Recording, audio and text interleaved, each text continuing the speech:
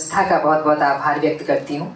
मेरे सामने आदरणीय ममता जी बैठी हुई हैं, कमलेश भट्ट कमल जी हैं, विभूति नारायण जी हैं, मेरे बहुत अच्छे मित्रों में से मैं देख रही हूँ, देवेश जी हैं, रघुवीर जी हैं, अनिल मीत हैं और बहुत से चेहरे जिनका नाम मैं भूल न जाऊँ, इसलिए मैं सभी नाम नहीं लेना चाहती। जो आज पुरस्कृत हो रहे हैं उन सभी को बहुत बहुत बधाई देना चाहती हूँ और बहुत ही गर्व के साथ ये बात कहना चाहती हूँ। निदारिया जी भी बैठे हुए हैं, दिखाई दे रहा है मुझे, आबिद सुरती जी दिखाई दे रहा है। मैं सभी का बहुत बहुत अभिनंदन करते हुए ये कहना चाहती हूँ कि पहली बड़ी चुनौती जो मुझे दिखाई पड़ती है वो ये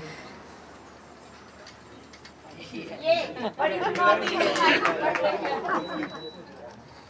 कहानी ऐसी होती है, अचानक से मुड़ जाती है और मैं जो सोच कर आई थी उससे बिल्कुल हट गई। जो दिमाग में आया वो कहना चाहती हूँ कि सबसे पहले तो कथाओं के लिए विमर्श के ऐसे मंच नहीं मिलते जो कथा रंग ने पैदा किए। जो बात हो रही थी यात्री जी ने, आदरणीय यात्री जी ने जो जमीन दी, कविताएं तो हो जाती है, बहुत से मंच होते हैं, कवि सम्मेलनों के मंच होते हैं, इतने होते हैं कि कविता का ह्रास होने लग जाता है। मैं खुद लिखती हूँ कविताएं, लेकिन बावजूद इसके इस तथ्य को स्वीकार करना चाहती हूँ, कहानियाँ बड़े समूह से उठाई जाती हैं लेकिन बहुत एकांत में लिखी जाती हैं। उसे समूह में नहीं पढ़ा जाता, उसके लिए ऐसे मंच भी नहीं है। और कुछ 4-5 लोग जब गोष्ठियों में बैठकर उसे सुनते हैं और उसे रेशा रेशा उधेड़ते हैं, कहानी तब निकल कर आती है। सबसे बड़ी चुनौती है, ऐसी जमीन नहीं मिलती है। क्या बात, क्या बात। कथा रंग ने ये जमीन दी। बात उठ रही थी कि हम समकालीन कहानी कहते किसको हैं। मैं वर्षों के चक्कर में नहीं जाना चाहती, वो इमरजेंसी काल था या फिर कि वो मंडल कमीशन का काल था या फिर वो विध्वंस का काल था, छोड़िए इस बात को। जब भी विचार के स्तर पर, आदर्श से यथार्थ पर हम उतर आए, यथार्थ ऐसा जिसको स्वीकार करने से हमने मना कर दिया, परहेज किया और हम उससे भिड़ गए, लड़ गए, फिर चाहे टूटे चाहे बिखर गए, लेकिन जब लड़े वो समकालीन कहानी का दौर था। जब हमने कहा ये नहीं मंजूर, अब क्या होगा ये बताना जरूरी नहीं है, लेकिन ये नहीं मंजूर, तो वो समकालीन कहानी का दौर था। और तब से वो चल रहा है और तब तक चलता रहेगा जब तक हम ये नहीं स्थापित कर लेंगे कि हमें चाहिए क्या। ये तो नहीं चाहिए, इतना तय हो गया, लेकिन अब चाहिए क्या, जिस दिन ये बताएंगे शायद उस दिन वो अपने चरम पर पहुंचेगा। अभी भी हम समकालीन कहानी के दौर में हैं और कहानियाँ बहुत नई नई तरह से चल रही हैं। जिंदगी और कहानी कैसे जुड़ती है, मैंने सोचा था बात को वहाँ से शुरू करूँगी, लेकिन एकदम से कुछ चेहरे ऐसे दिख गए, मैं अपनी बात से ही बहक गई। कहानी ऐसी होती है। मैं अपनी ज़िंदगी की एक छोटी सी घटना बताना चाहती हूँ। बात 90 की है। तो मैंने एयर इंडिया में सुरक्षा विभाग में अप्लाई किया था और रिटन एग्ज़ाम पास कर लिया था और बिल्कुल अलग तरह की चीज़ थी, लड़कियां उसमें नहीं रखी जाती थी। मैंने एग्ज़ाम पास किया, लड़कियों की जगह निकाली गई थी पहली बार शायद। और जब उसका फिजिकल एंड्योरेंस टेस्ट होना था, विभूति नारायण जी बैठे, उनको पता है कि ऐसे ऐसे विभागों में बिना फिजिकल एंड्योरेंस टेस्ट के नहीं होता।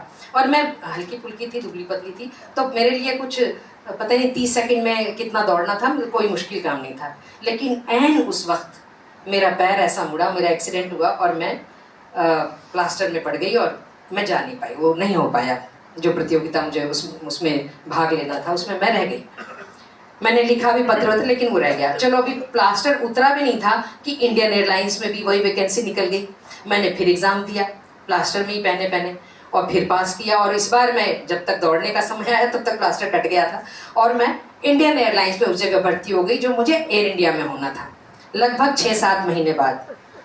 और मज़े की बात देखिए कि एक लंबे अरसे के बाद एयर इंडिया और इंडियन एयरलाइंस दोनों मिल गए और मैं जब रिटायर हुई तो मैं एयर इंडिया से तो कहानी ऐसे चलती है, हमें नहीं पता होता वो हमारे लिए क्या छुपा के रख रही है। एक बार सेना यात्री जी ने किसी इंटरव्यू में कहा था कि जो समकालीन कहानी लिखने वाले लोग हैं वो रिस्क लेने से डरते हैं। रिस्क लेने से हम सब डरते हैं।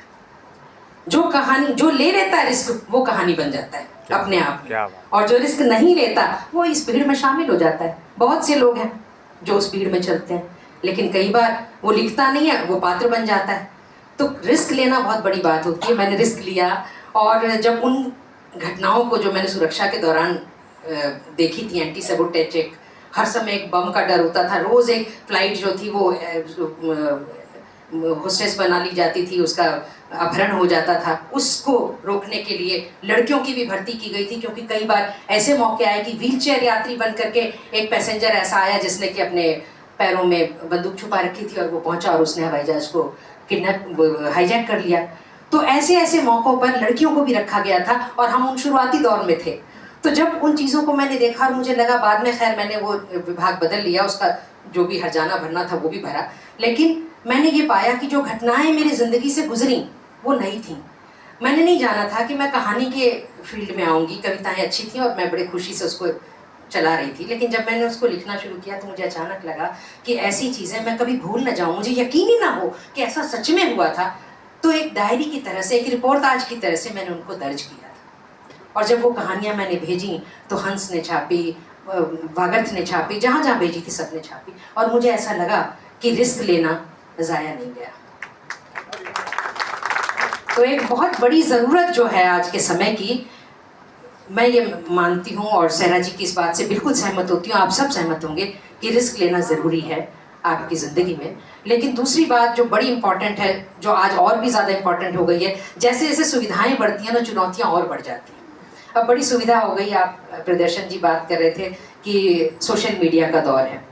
एक टाइम था कि सोशल मीडिया जैसी कोई चीज़ नहीं होती थी, हम पत्र पत्रिकाओं के जरिए लोगों तक पहुंचते थे, मगर पत्र पत्रिकाओं का जो चरित्र था वो इतना उदात्त था कि आप एक बार धर्मयुग में छप जाइए, आपको पूरा देश जान जाता था। आप सारिका में छप जाइए, आपको पूरा देश मान लेता था कि आप कथाकार हो गए। आज बहुत बड़ी जद्दोजहद है, पत्रिकाएं खत्म हो गई हैं, उनकी हत्या कर दी गई है, और उसके लिए आवाज उठाने का कोई फायदा नहीं है, न तो उठाने वाले हैं और न उसको सुनने वाले हैं। आज कथा रंग ये जो मंच दे रहा है, ये एक अभियान पैदा कर रहा है, आंदोलन खड़ा कर रहा है, और पिछले कई वर्षों से ये चीज चल रही है। मैं हालांकि भी हाल में जुड़ी और मैं देख रही हूँ कि ये कितना सार्थक मंच है, और ऐसे कितने मंच हैं। इतने एक आध मंच से बात नहीं बनेगी, क्योंकि बात बड़ी दूर तक जानी है, बड़ी गहरे में दफन हो गई ये चीजें, उसे मिट्टी खोद करके बाहर निकालना। तो ये जिद हमारे भीतर होनी चाहिए। जो सोशल मीडिया है उसमें क्या होता है और पत्रिका में क्या होता है? पत्रिका का एक संपादक होता है, भले ही वो ये कह देता है कि मैं लेखक के विचारों से हमारी सहमति कोई अनिवार्यता नहीं है, लेकिन जब उस पर पाठकों के पत्र आते हैं तो उनको सिलसिलेवार छापा जाता है, उनकी प्रतिक्रियाओं पर बहस होती है, और जरूरत पड़ने पर संपादक क्षमा भी मांगता है। ये चरित्र होता है पत्रिकाओं का। ये पत्रिकाएं आज हम इनकी कमी बड़ी महसूस कर रहे हैं। अगर कुछ छप भी रही हैं तो मिल कितनी रही है, पहुंच के एक मंडी हाउस में कोना होता था, वहां से हम पत्रिकाएं ले लिया करते थे, एक बार जाते थे इकट्ठी 8-10 पत्रिकाएं ले आते थे। आजकल मिलती नहीं, और जो बुक स्टॉल्स हैं उन पर जाइए तो बिल्कुल कमर्शियल फ्लेवर की पत्रिकाएं मिलती हैं। साहित्यिक पत्रिकाएं कहाँ खो गई? किसको उसकी हुड़क उठ रही है? कहीं बेचैनी नहीं उठती हमारे भीतर? हम संवाद नहीं कर पा रहे, हम अपनी पीढ़ी से बात नहीं कर पा रहे। बहुत अच्छी रचनाएं आ रही हैं, ऐसा नहीं है कि लोग रिस्क नहीं ले रहे और अच्छी नहीं लिख रहे, वो लिख रहे हैं, लेकिन हम तक पहुंच क्यों नहीं पा रहे? वो मार्ग कहाँ खत्म हो गया? वो तो आपने कहा कि एक बड़ा सा फ्लाईओवर होता है, उसके नीचे बैठे हैं लोग, कहानियां उसके नीचे दब गई हैं, छुप गई हैं अच्छी कहानियां, और जो फ्लाईओवर से गुजर रहे हैं दुनिया बस उसको देख रही है। क्या बात, बहुत सुंदर। तो इस तरह की कई चुनौतियां हैं हमारे सामने, और फेसबुक हमें एक ऐसी जमीन मिल गई है जिसमें हम अपने विचार रखने के लिए स्वतंत्र तो हैं, लेकिन विचार ऐसे लिख रहे हैं कि जिसमें संवेदना नाम की चीज़ ही नहीं है। जैसे भी बात भी लगता था आप लिख नहीं रहे हैं, उल्टी कर रहे हैं। जो मन में आया वो सारा का सारा विरेचन बाहर कर दिया, और वही पढ़ी जा रही है। तो मुझे लाइक कर, मैं तुझे लाइक करूँ, कहानी खत्म। क्या बात। ये हकीकत है, और इन सब चीज़ों से ऐसी बहुत सारी चीज़ें हैं जो कि हमारे रास्ते में अवरोध बन के खड़ी हैं। एक लेखक क्यों लिख रहा है? सबसे पहले उसके पास उद्देश्य होना चाहिए। वो लिख क्यों रहा है? आखिर क्यों जग रहा है वो रात भर? एक कहानी एक दिन में खत्म नहीं होती है, एक सिटिंग में। कविता हो जाती है एक सिटिंग में खत्म, कहानी नहीं होती सिटिंग में खत्म। उसके लिए बड़ा अपने आप को गलाना पड़ता है, उस पात्र के रूप में ढलना पड़ता है। और जरूरी नहीं है मैंने जीमेल लिखी तो इसका यह मतलब नहीं कि मैं खुद जिगोलस के पास गई हूँ, लेकिन उसकी पीड़ा को मैंने जानने के लिए अपने आप को बहुत दिनों तक परेशान पाया, और उसकी तरफ से, मेरी सिद्धांत से वो कहीं मैच नहीं करता था, लेकिन उसकी तरफ से किसने पैरवी की मेरे भीतर? ऐसे कई हमारे पात्र होते हैं, हमारे सामने खड़े हो जाते हैं जो आपके विचारों से मेल खाएं। कतई जरूरी नहीं है उसी संपादक की तरह जो कहता है इससे हमारी अनिवार्यता नहीं है आपके विचारों से मेल खाना, लेकिन हम उसे छापते हैं, अपनी पत्रिका में छापते हैं। वैसे ही हम उसे अपनी जमीन देते हैं, अपनी कागज की जमीन देते हैं, और हाथ की स्याही कलम लहू की स्याही से उसको लिखते हैं रात भर जग कर। क्यों लिखते हैं? आज रचना एक सेलेबल प्रोडक्ट बनी हुई है, उत्पाद बन गई है, उसका बिकना जरूरी है। आप चाहते हैं वो बिके, उसके ऊपर फिल्म बन जाए, उसके ऊपर चर्चा हो जाए, मैं रातों रात हिट हो जाऊं। ये तो रातों रात की बड़ी जरूरत है। कोई रुकना ही नहीं चाहता। अरे 9 महीने तो बच्चा भी लेता है जन्म लेने में समय भाई। गाँव में प्री मैच्योर बेबी को जन्म दे देते हैं सिर्फ इसलिए कि हमें रातों रात हिट होना है। ये 2 मिनट्स मैगी नहीं समय लगता है। बहुत सुंदर। तो ये धैर्य हमारी बहुत बड़ी चुनौती है, ये समझ हमारी बहुत बड़ी चुनौती कि मुझे करना क्या है, क्यों लिख रही हूँ मैं अपने लिए लिख रही हूँ या समाज के लिए? क्या बहुत बड़ा परिवर्तन आ जाएगा मेरे लिखने से? नहीं आएगा, मगर फिर भी मैं लिखूंगी। कहीं तो सोच पर आएगा, आज नहीं आएगा, कल आएगा, परसों आएगा, मुझसे नहीं आएगा, इससे आएगा, उससे आएगा, पर आएगा। आएगा अगर अक्षर सच होंगे, अगर हकीकत से जन्मे होंगे, उसको पढ़कर। क्यों? जिसको हिट होना है ना वो कहता है ये बड़ा हिट हुआ, चल ऐसा ही लिखते हैं, तो वो हिट नहीं होता। लेकिन जो मैंने भोगा, अगर वो मैंने उसी शिद्दत से लिखा जिस शिद्दत से भोगा है, तो कैसी भी जमीन हो, कैसा भी कथानक हो, वो पहुंच जाता है। तो मैं समझती हूँ कि सबसे पहली ज़रूरत यह है कि ये जो वेब वर्ल्ड आ गया है ना, वेब बनता जा रहा है, इस वेब दुनिया से हमें बड़े सतर्क रहने की ज़रूरत है। कहीं ऐसा ना हो कि मकड़ी के जाल में जैसे मकड़ी खुद ही फंस जाती है, we die our own death, वैसी वाली स्थिति में न पहुंच जाएं। हमें क्या करना है, क्यों करना है, कैसे करना है, ये हमारे भीतर बिल्कुल क्लियर होना चाहिए, स्पष्ट होना चाहिए। तो फिर चुनौतियाँ कहीं नहीं, छोटे छोटे कंकड़ पत्थर की तरह हम उनसे निकल जाएंगे। और कथा रंग का बहुत बहुत आभार करती हूँ, ऐसे मंच हमें और चाहिए। बहुत धन्यवाद। मित्रों, एक बहुत खराब